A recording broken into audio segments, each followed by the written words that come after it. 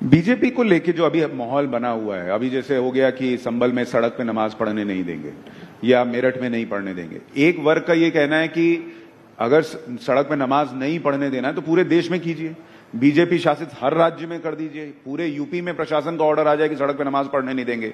कुछ जगहों पर आप रोक रहे हैं।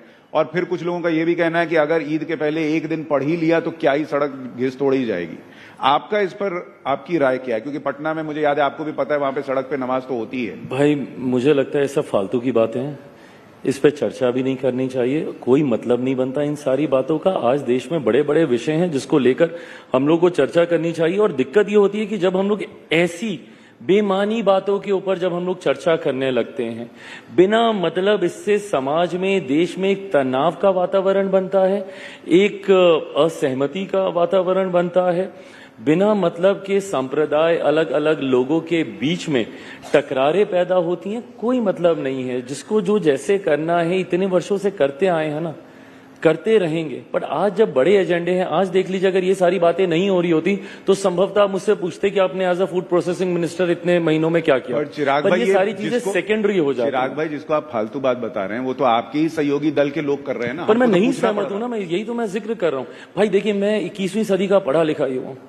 मुझे इन सब बातों से, और मैंने इस बात को बोलते बोलते मैंने कहा है कि धार्मिक विषयों में नहीं इंटरफेयर करना चाहिए, वो व्यक्तिगत आस्था का विषय है। मैंने जब इफ्तार दिया, मैं तिलक लगा के गया हूं। अब उसको लेकर अगर ये विवाद खड़ा किया जाए, भाई मेरी आस्था है ना इस पेपर, वो मेरी व्यक्तिगत आस्था है। मैं आपके धर्म का सम्मान करने के लिए मैं अपने धर्म के संस्कारों को तो नहीं भूलूंगा ना। बट ये सारे बंद कमरे के पीछे की बातें हैं ना, ये व्यक्तिगत आस्था का विषय है। कईयों की आस्था होती है, कईयों की नहीं होती। कितने हिंदू हैं जो तिलक नहीं लगाते हैं, तो क्या वो हिंदू नहीं है?